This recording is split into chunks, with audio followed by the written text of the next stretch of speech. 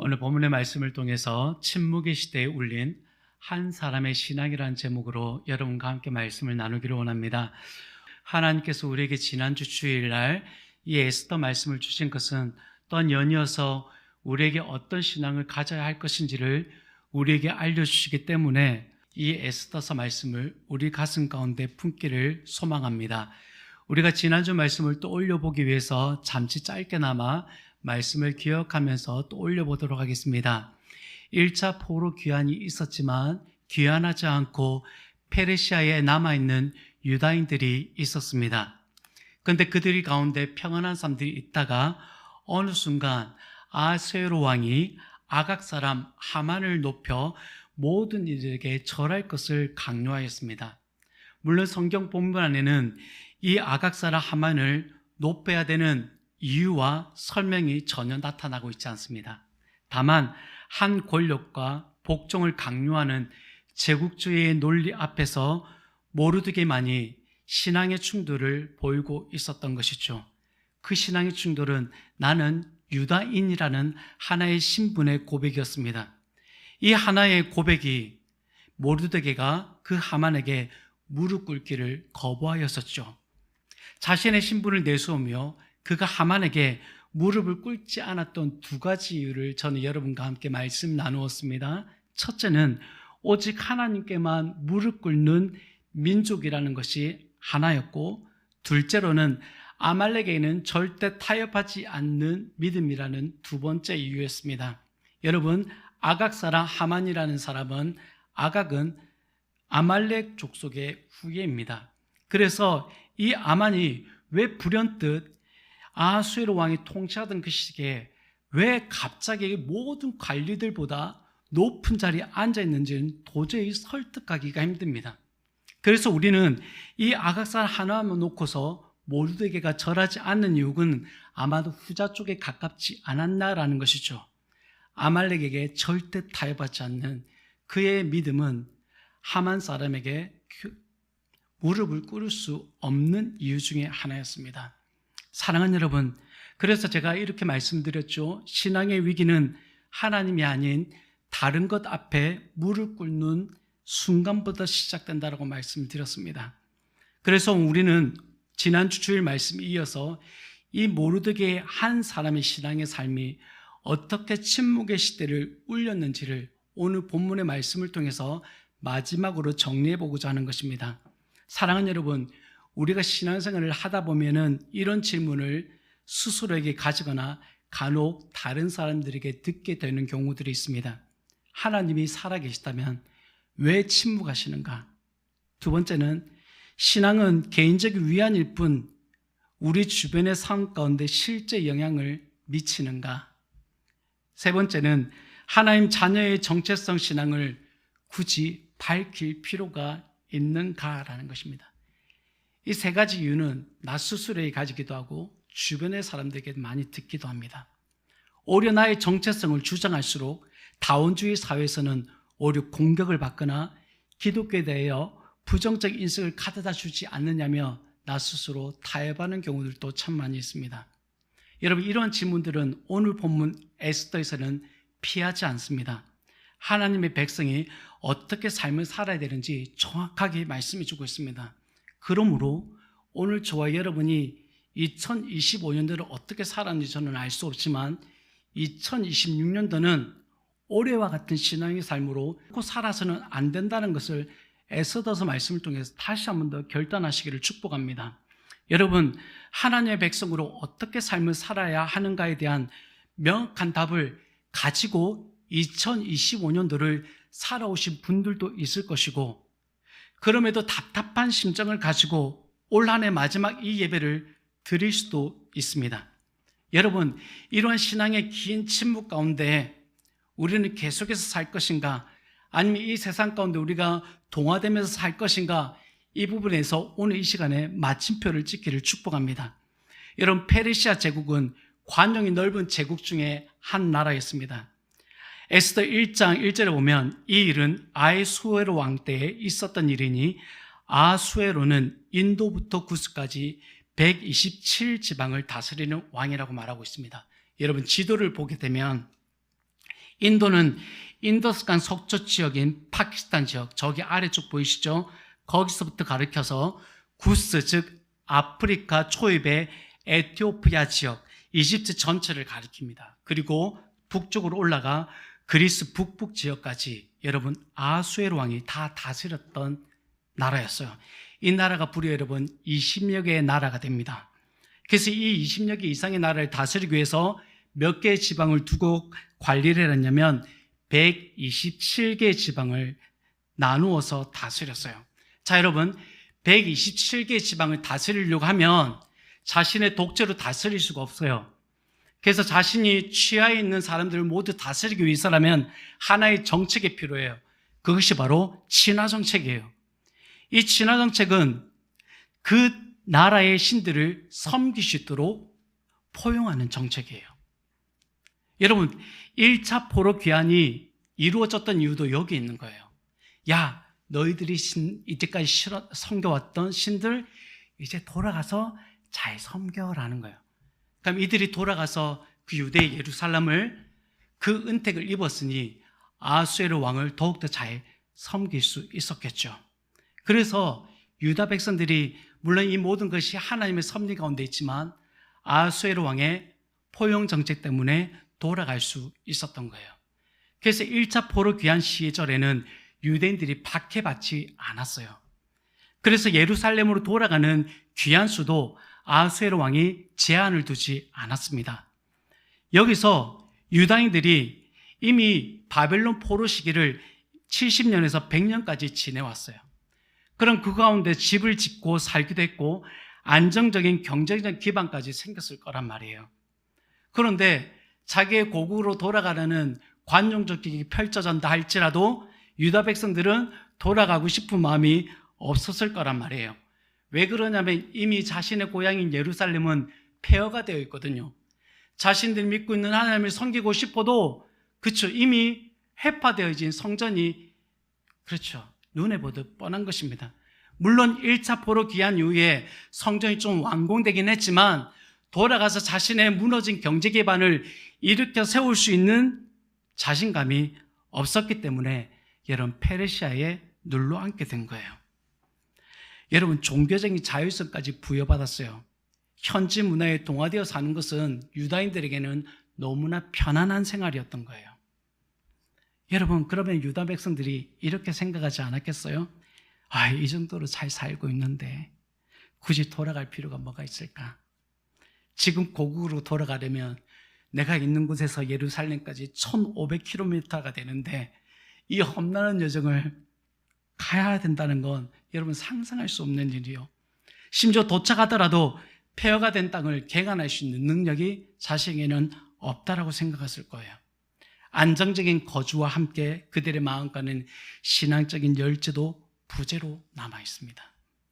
여러분 이들의 침체된 신앙, 이미 페르시아의 그 문화 가운데 동화되어 있는 그들의 신앙은 이미 위기에 놓여져 있었습니다. 여러분 과거에 다시 사건들을 떠올려 보게 되면 포로로 끌려간 수에 대해서는 여러분 15,000명 정도로 추산하고 있어요. 왜 이 정도밖에 되지 않느냐라고 하겠지만 성인 남성 기준과 방백과 용사, 기술자들만 포함된 인원이 15,000명이에요. 그러면 나머지 연약한 사람들만 예루살렘에 남겨둔 거예요. 그 이유는 페르시아가 이 바벨론을 다시 다 점령하고 나서 다시 전쟁을 일으킬 수 없을 정도로 나라를 무기력하게 만들었다는 거예요. 자, 사랑하는 여러분, 그런데 이 15,000명의 사람들이 포로로 살면서 몇 년을 살았다고요? 70년에서 100년의 시간을 살았어요. 그러니 이들의 인구가 자연스럽게 늘었겠죠. 그래서 추정한 건데 100만 명에서 200만 정도가 아마 포로 시절에 인구수가 그 정도로 늘어났을 거라고 신학자들은 예상하고 있습니다. 그런데 만약에 100만에서 200만 정도로 인구수가 늘었다고 했을 때 1차 포로 귀환 수가 여러분 몇 명이었을까요? 여러분 5만 명밖에 되지 않습니다. 자, 그렇다면 100만 명으로 기준을 했을 때 5%도 되지 않는 사람들이 예루살렘으로 돌아간 거예요. 그 나머지 95%는요 정착하고 산 거예요. 여러분 이러한 시기에 나타났던 한 사람이 모르드게예요. 여러분, 모르드게 역시도 그냥 파묻혀서 자신의 정체를 드러내지 않고 삶을 살 수 있었어요. 그런데 하만 한 사람이 나타나 그의 신앙을 드러내게 만든 거예요. 많은 신하들은 엎드렸어요. 근데 유일하게 한 사람만이 엎드리지 않았어요. 근데 모르드게의 그 신앙 한 사람 때문에 민족 전체가 위기에 빠졌습니다. 모르드게의 신앙의 반응은 여러분 감정적인 폭발로 일어난 게 아니에요. 하만이 미워서 무릎 꿇린 것이 아니에요. 자신의 유다인이라는 신분 때문이었어요. 그 이유가 제가 두 가지로 말씀드렸죠. 하나님 외에 다른 것에 무릎 꿇을 수 없다. 그리고 두 번째는 아말렉과 절대 타협할 수 없다는 이유 때문이었어요. 이 이유에는 찾아볼 수가 없습니다. 여러분, 우리도 그렇지 않습니까? 괜히 신앙 존심 세웠다가 괜히 내 신앙 지키려 했다가 망하게 생겼네. 이게 여러분 오늘날의 우리의 모습일 수도 있습니다. 그래서 우리의 신앙을 밝게 드러내려고 하지 않습니다. 그냥 어느 정도 파묻혀서 신앙생활 하면 되겠지라고 우리는 그냥 안이하게 신앙생활하며 삶을 살 수도 있습니다. 여러분, 근데 그 신앙은 이미 유다 민족들 가운데 위기 가운데 있었어요. 여러분, 하만이 모르드게의 무릎 꿇지 않는 것을 보고 매우 분노하게 됩니다. 그리고 그가 아하수에르 왕 앞에 찾아가서 이 127개 지방에 흩어져 있는 유다 민족들을 다 멸하자고 제안을 합니다. 여러분, 이것은 만만치 않은 일이에요. 이 일이 여러분 어떻게 가능하겠습니까? 돈도 필요하겠죠. 인력도 필요합니다. 그런데 어떻게 하만은 이것이 가능한 일일까요? 그런데 아하수에르 왕이 하만의 이 제안을 여러분 수락해버려요. 그 수락한 이유는 여러분 딱 하나였어요. 에스더 3장 9절에 보면 하만이 아하수에르 왕에 이렇게 제안합니다. 왕이 옳게 여기시거든 조서를 내려서 그들을 진멸하소서. 내가 은 1만 달란트를 왕의 일을 맡은 자의 손에 맡겨서 왕의 금고에 채워 넣겠다라고 얘기하는 거예요. 여러분, 이 어마어마한 금액이 어떻게 하만에게 있을 수 있을까라고 저는 놀래키기만 합니다. 왜냐하면 은 한 달란트가 여러분 은 34kg이라고 그래요. 은 한 달란트가. 그럼 여러분 1만이면 34만 kg이에요.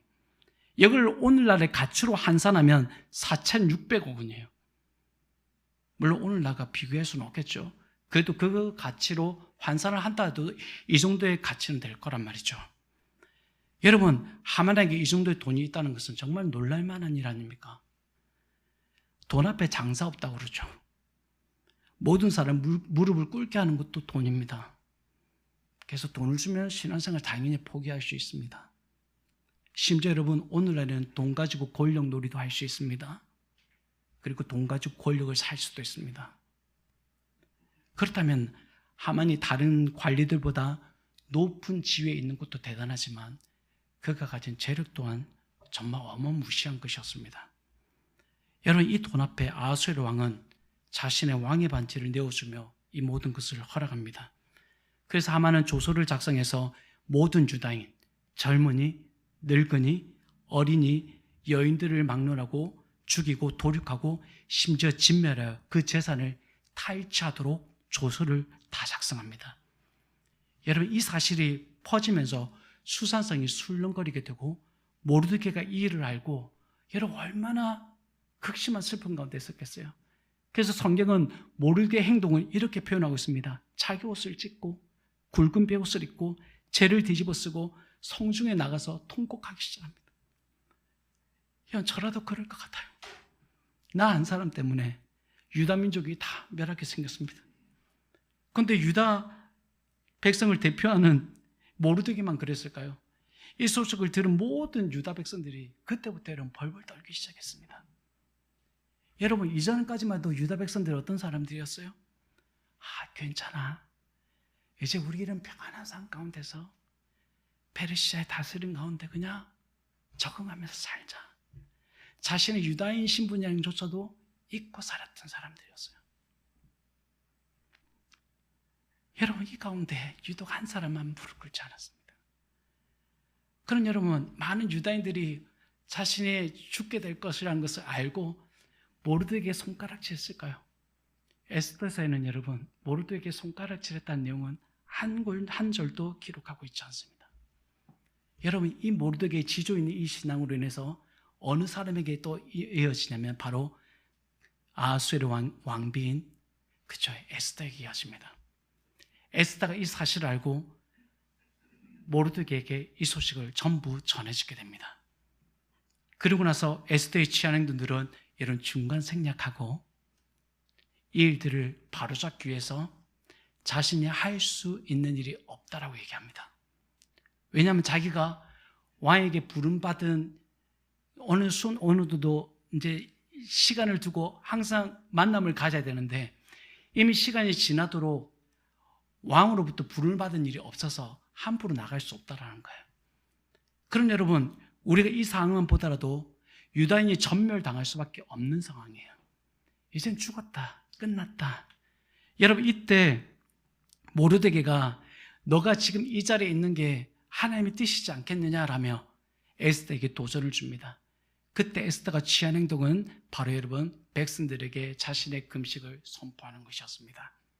사랑하는 여러분, 참 놀랍게도 에스더서는 하나님이란 단어가 한 군데도 적혀 있지 않습니다.